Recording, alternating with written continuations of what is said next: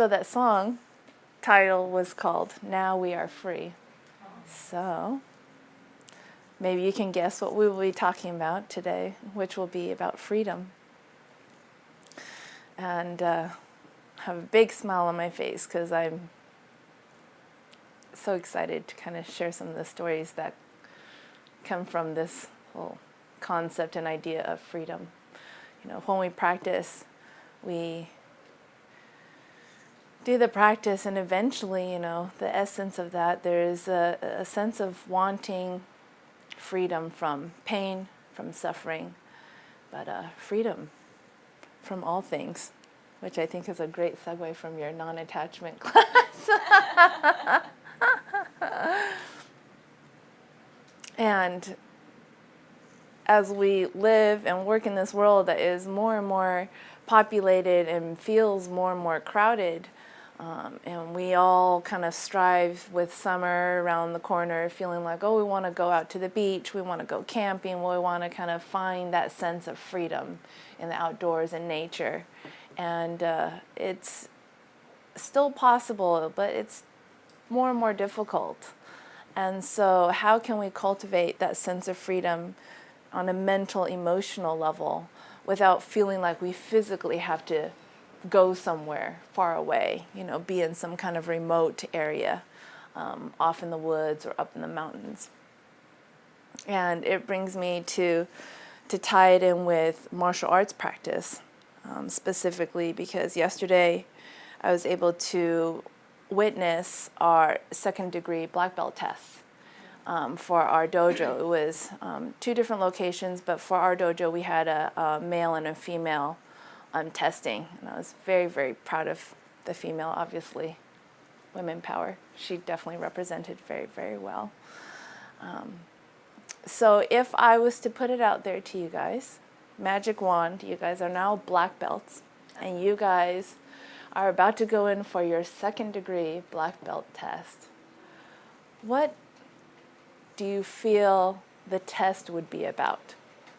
So as you marinate on that question, give you a little background preface with regards to Aikido, the martial arts that I practice. Normally for belt tests, there is a sequential list of techniques that you are supposed to practice beforehand, prepare, and therefore present it and demonstrate it on the mat on the day of the test. So in some ways it feels like an open book test, and you would more or less maybe feel less stressed. That's one way to try and pacify the mind, you know, before test day or on your test day. So there's this segmented technique list. And when you go up there, you present it with your uke, who is your attacker, or who it is that has been training with you in these techniques. And at the second degree black belt test, the different things that they present is they start in kneeling positions. They do a lot of kneeling techniques. And then they move into this hamni handachi, which is the person that's executing the technique stays in their kneeling position while the attacker comes at them in a standing position. So it's a very clear, height disproportion thing to be able to work on that. And then you go into both standing techniques, and then you have a short weapons demonstration. And it ends on randori, where you as a test taker is on one side of the room, and there are 3 lined up attackers on the other side of the room.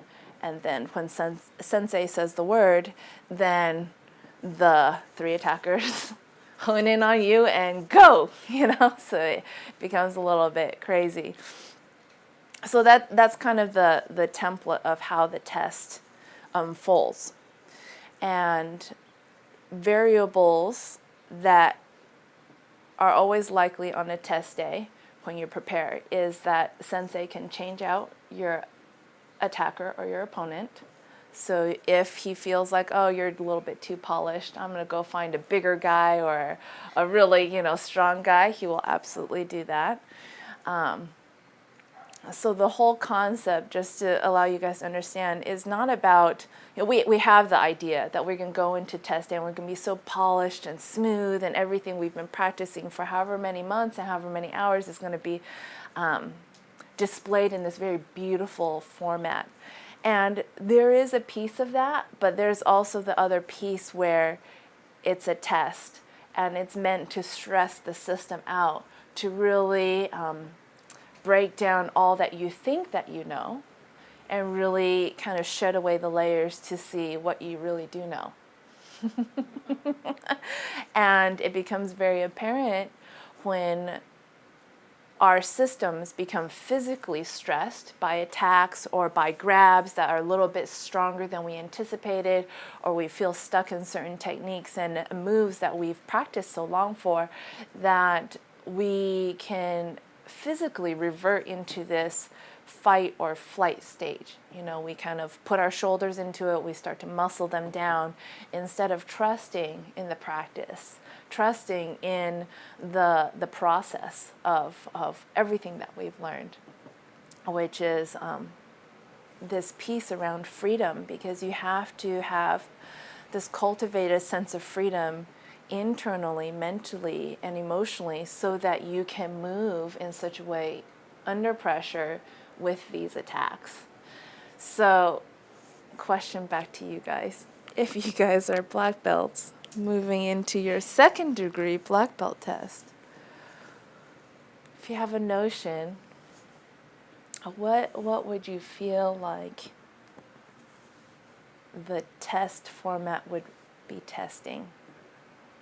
What would sensei, the teacher of the whole dojo, want to be seeing from his student as they progress on the path? Yes. I would guess. Yes. This is just a guess. Yes, no problem, yes. It would have to do with being flexible enough to let go of your pre-planned techniques that you were going to use and be able to pull out other techniques on the fly. Yeah. I think you read my answers. Oh. No, it's good. No, it was a good one. Yes, flexibility, absolutely. Yes. The letting go, definitely. Very, very A sense of calm and confidence. beautiful. You read my answers too. I got the email. Yes, the calm, centered, and that very much comes back to that presence. That absolutely present moment awareness that doesn't think about what they had prepared, because that was already done and in the past, or what they may have just messed up on, with the last technique or attacker, and being so fully present to deal with exactly what's right in front of them in that moment. Great. Yeah. Maybe to see if I would trust myself or be uncertain. If I'm willing to take it on and not shrink back like I'll do a bad job. Yes. Uncertain myself. Yes, yes. No, that's beautiful. That trust is so, I get goosebumps when you say that, because I think we're so taught, at a young age, that trust has to emanate from outside of us. That we look outside to people, to relationships, to situations, to be like, now, do I trust that? Instead of coming back into our center, coming back into ourselves wholly and completely, and trusting ourselves and moving from that place. Whether outside is good, bad, or indifferent, that trust still stays and resides within us. Yes, wonderful. I think of the example where that trust piece, and staying within our center. How much of the world outside of us is so, do I want to say conditioned or structured? I don't know. With regards to trying to box us in or hook us in or, hold us down kind of a thing. There's very much that feel. And there is that piece when we work through that in meditation or in martial arts and in meditation. But in a physical way, for martial arts, really having to move from the center in a sense where I imagine kind of like your hip, your pelvic bowl being kind of a container of some sort, like a bowl like shape, and our center, if there was kind of like a way to describe it, which I don't have a very good way of describing it, it's kind of like a circular ball is what I imagine, that kind of resides in this pelvic bowl. And it's not rigid, it has the ability to move. But when we, even as we sit on the meditation cushion and we kind of tilt our pelvic bowl and we can reach to a certain point, but when we reach beyond that, we fall over. And that's the exact same thing in martial arts. When we overreach and we overextend ourselves away from staying in our center, then we fall, we leave ourselves vulnerable, we create openings, where we can be taken advantage of, if you will, in this martial form. So it's so important to stay and reside in your center. And beautiful, beautiful. Thank you for sharing. Anything else? It's a great one. You guys would be great, great second-degree black belts. Or testers, anyway. Testers that would pass, definitely. I feel like maybe the last piece in this is spaciousness, and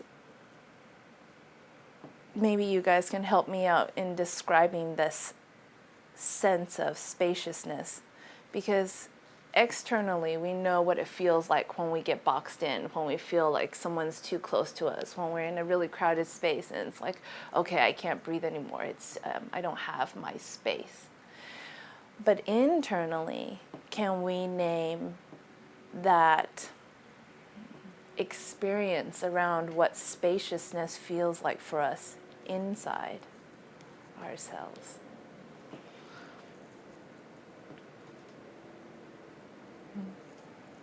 Just that openness, Yes.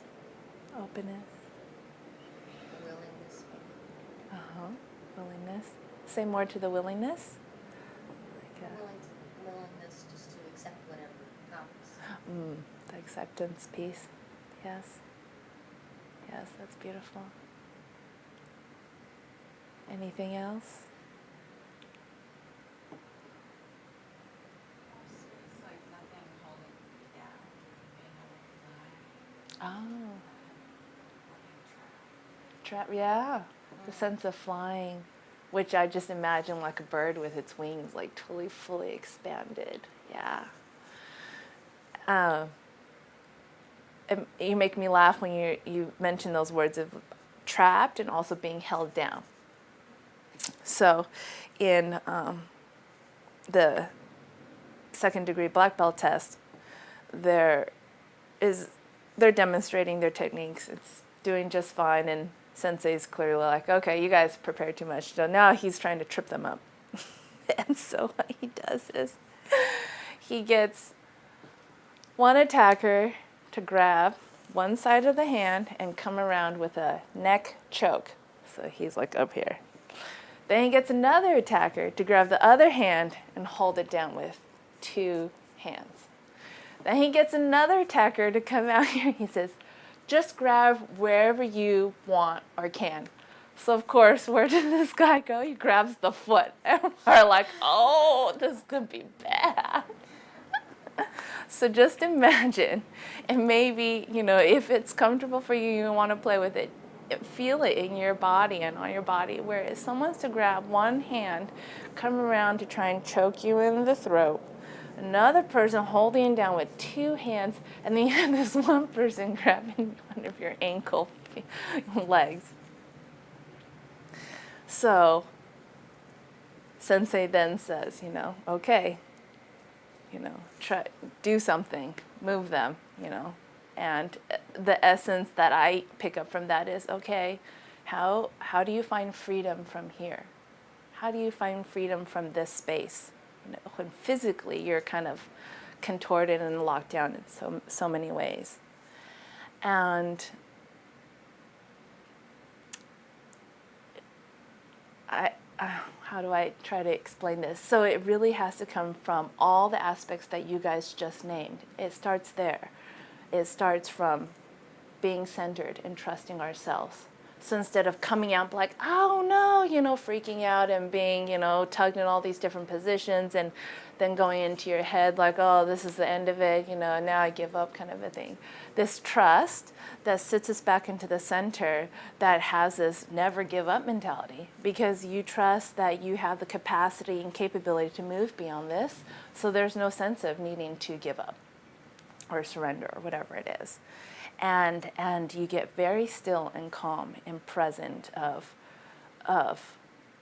your body system inside. You get so clear on how you are being with relation to everything that there comes to be a place of a connection instead of fight or flight and reacting to it, a place of acceptance and that clear, calm presence that connects you to these attackers in such a way where that connection facilitates a movement where you're not trying to fight them.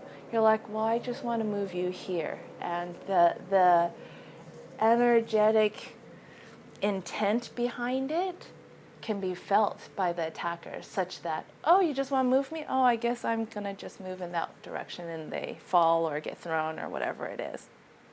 But the moment that you lose that presence, it goes back to struggle. They're like, go, go, trying to wrestle themselves out of this, 3-person on 1-person team that is, essentially not meant to work out in your best interest. And then the piece around flexibility, having to let go of our own judgments of how it should look like, how it should be.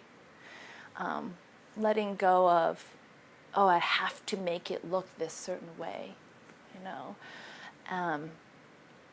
and just coming back to that trust, the openness, spaciousness with one's own freedom and moving from there.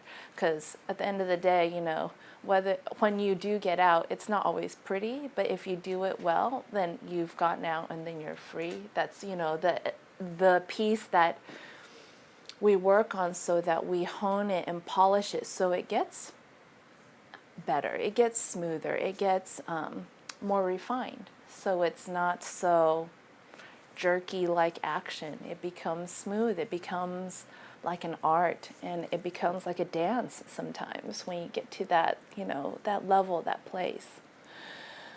So how does this all come back to meditation? Is when we sit on the meditation cushion, we are essentially training and practicing as we do on a martial arts mat. We're training energetically to allow our physical system to be still in order to cultivate inner stillness, to then feel and experience that spaciousness, that freedom, that flexibility, that trust, and that clear presence. It's all there. It's all of it every time we sit and practice. And what does it look like when we train and practice on our meditation cushion? Kind of similar to the martial arts dojo. You train, you go to the classes, you have your partner that you work with. And test day in the dojo is very much like life for us when we get off our meditation cushion. So we get off our meditation cushion, we encounter certain relationships or experiences or situations where we feel stuck, or we feel boxed in, or we feel hooked into, a drama or some emotional state that feels like it's dragging us down. Feel trapped. And so it's then to cultivate that same practice that you've utilized on the meditation cushion in such a way when you are in life, in the world, working, going to school, being in a relationship, being with your friends and or family. And we get to play with that in such a way where life is our teacher, kind of like on the 2nd degree black belt test. Life is our partner slash attacker, if you will. And we are here to practice the techniques that we've learned on the meditation cushion, taking it off the cushion and moving it into the world, into life. And constantly cultivating that sense of freedom that can feel sometimes really challenging. And at the same time, as you guys have answered through your answers, you guys know exactly what to do at the same time too. It's allowing ourselves to remember that it's a practice and it feels very serious in that moment, but you can laugh about it and definitely can bring in some play. And it can be really beautiful at the end of the day, when you sit back down on your meditation cushion and kind of recenter, reset yourself, recalibrate. Questions on that? That was thoughts, yeah? Oh, good, good. Yeah, I think we forget that when we have a practice like this in our lives, we really have such an amazing tool at our disposal. And it's a tool that's not like someone can take away because it's an object, It's a tool that resides truly within ourselves. And so we can bring that into any situation throughout our day. And we have to be a little bit easy with ourselves. What I mean by that is, you see it with the initial white belts who come onto the mat. They want to get it right and they want to get it perfect and they want to be very exact. And I commend them for that, for that striving towards, as it should be. But when they fall or they don't get it right, they get so into their head about it and they beat themselves up and they judge themselves and they lash themselves like, oh, that sucked and I could have done that better. I was like, hey, you did wonderful just being able to manage all that and this situation and so forth. And we have to remember that piece for ourselves, that everyone falls. It's not about beating yourself when you're down. It's not, how much pain and suffering you can cause yourself and people are like, yeah, exactly. No, it's being able to fall and seeing how quickly you can get back up and moving beyond that such that you're not beating yourself up over the fall. Like, oh, that was interesting, move on to the next. That is so much of and a huge piece of our practice. Yeah. And then going back to trusting ourselves and in the practice in the moment when it happens. Yeah. Difficult, but you guys can do it because you guys are now going into second degree black belts.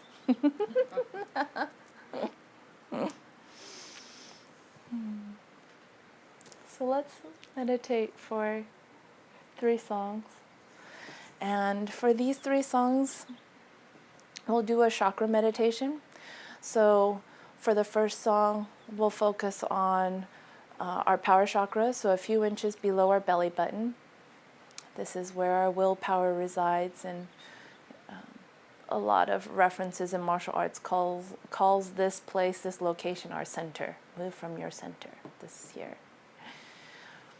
First song and our power chakra, focusing there, you can visualize kind of a orange ball of light swirling and moving. And focus on the chakra to the exclusion of everything else. And when you feel like you can't focus there anymore, you can bring your attention to the music and focus on the music, focus on the notes and the spaces between the notes, to the exclusion of everything else. And just utilize those tools to move your mind from the chakra or the music in your focus and your attention. And for the second song, you can focus on your heart's chakra. So it's in the middle of your sternum, place of love, balance, sense of humor here. And you can imagine, if you need a visualization, kind of a flower, any flower kind of blooming, blossoming, opening right there in your heart center. And then for this third song, you can focus a few inches between your eyebrows, up in your middle of your forehead. It's your third eye, place of wisdom and knowledge. And if you need a visualization, you can use kind of a sunset in the far distance, like a one point of light. If the sunset feels a little bit bright, you can kind of imagine a moon in the far distance, a full moon. We'll go from there.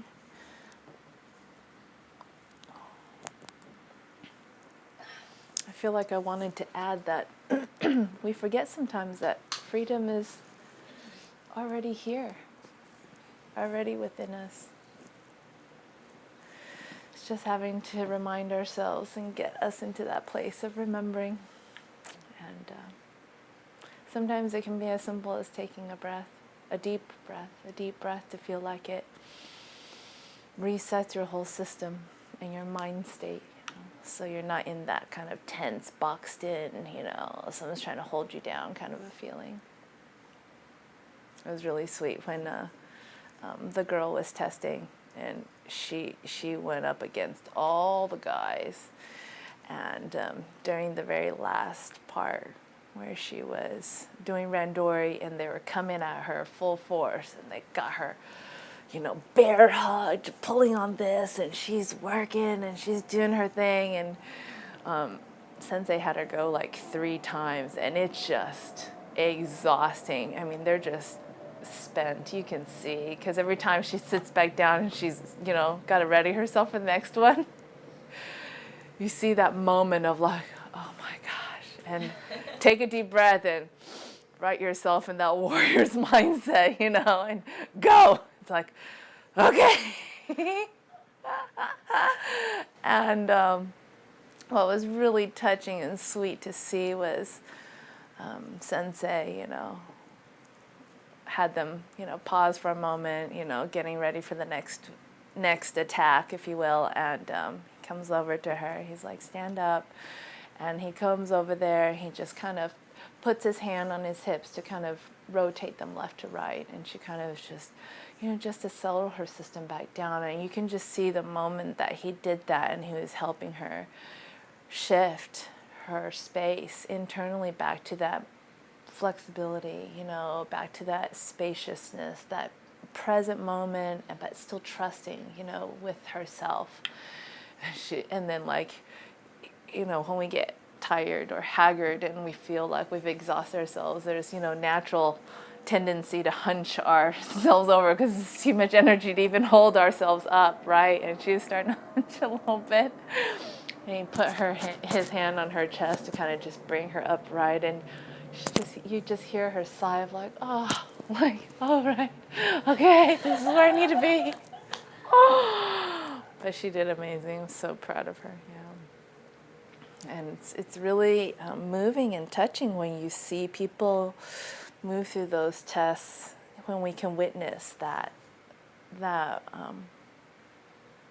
place and space where they truly, you see them transform. It's awesome. So. It's such a good analogy. Yes. Life, I feel like that. Yes. Yes. And I highly recommend some kind of martial arts. I know I found Aikido and have fallen in love with it because of the teachers that I have. Yeah. You can say something, Isaac? Well, your class today reminded me of when I first saw my Aikido teacher. He did Yeah. a demonstration. Oh, yeah? He's a little old Japanese man. He's up on stage, and he's got his 3 young, burly students, and how you were describing a 3-on-1. It's like Yes. he had one on each arm holding him tight, not just kind of holding him, but you could tell that it's, Yeah. he's stretched. And another third one had Did the choke neck him? hold, Oh, really? hold tight. Yes. You can tell. And he's like, see, I can't move. Right. You've got me tight. This we're not just pretending here. Right. And he's like, but when you get in this kind of situation, and I'll never forget it because it's helped me so much, like, especially with the chronic pain that I live with. Yes. He's just like, all you gotta do is relax. Just became jelly and just went to the floor. And Yes. just, you know, by tipping his head back just a little bit and relaxing into the chokehold, his head like slid right through, and the guy's, you know, by the time his, you know, bottom got past where his arms were, Yeah. they didn't have a hold on him anymore. That's right. Because he changed the geometry. Yes. And he's like, and then he, you know, basically just becomes jelly, flops on the floor, and then hops up. See? That's all you have to do. Is just relax. I love that. And it's so true because what you're talking about there is, you know, when we relax, there is that piece of trust, trusting in our own body system, our inner system to know exactly what it needs to do naturally without going, okay, flick the wrist up and use my bicep muscle to punch him. You know, it's too much. It's too late, yes. It goes against what you want to do in the moment, though. Absolutely. The last thing you want to do is just relax. Exactly. Yes, that's the training. That's the practice. Yeah. But that, I just, like I said, that has stayed with me for well over 20 years. Oh, Just beautiful. that one little teaching, you know, I did go practice with him for a while. And he'd show us, and he's like, it's just dancing, see?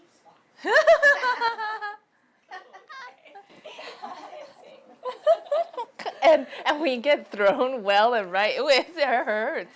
I mean, hurts in the sense of like, oh, I felt that. But yeah, just remembering that relax and then all those qualities you were talking about. Yes. The trust and the flexibility and Yeah. the willingness, that openness Yes. just comes naturally.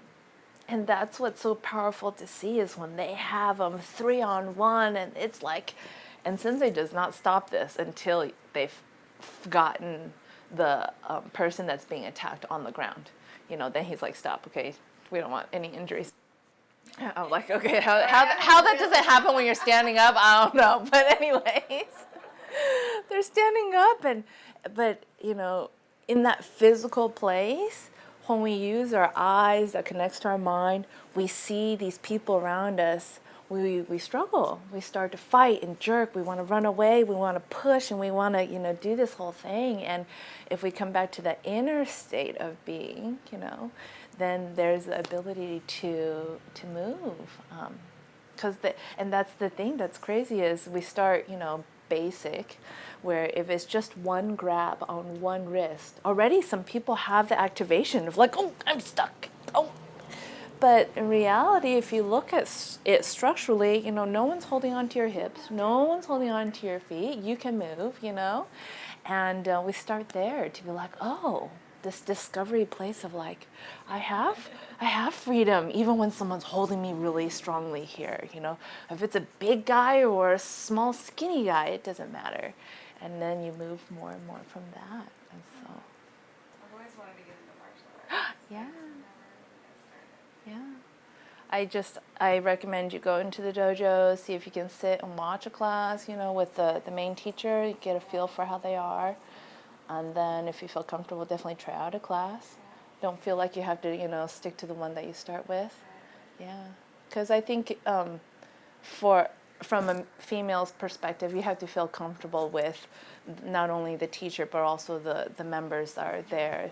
Has to really cultivate that respect, you know, and that kind of, you're close physically with them, but then it's like they're respectful about it, right? Yeah. There's another piece of the wisdom with the relaxation is if someone was holding on tightly, what our systems can respond to is when that muscle engages or when something jerks, you know. We have this, you know, our connection to our spinal column that if we touch something hot, it's instantaneous, that feedback. And that same thing with if a muscle tenses and I'm going to fight you, I'm going to get you. But the relaxing, there's no orientation to trying to latch onto, hold on to, that it's like, I'm trying to hold you onto nothing that's relaxing into this thing, you know? There's no response. Right. Yeah. And that's a way of letting go, That's right. not responding to it. That's right. Which is very much Aikido. And I think of, I don't know if it's the Aliens movie. I've made that metaphor before. It's like it's a heat signature. When you respond, when you want to get them, Yeah. it's heat signature. It's like, oh, okay, I'm going to stop you right there. But if you don't respond and you relax, there's no heat signature and you're moving, they're like, what just happened? And they end up on the floor or something like that. Yeah. Let go. Yeah. Yeah. Balance and harmony.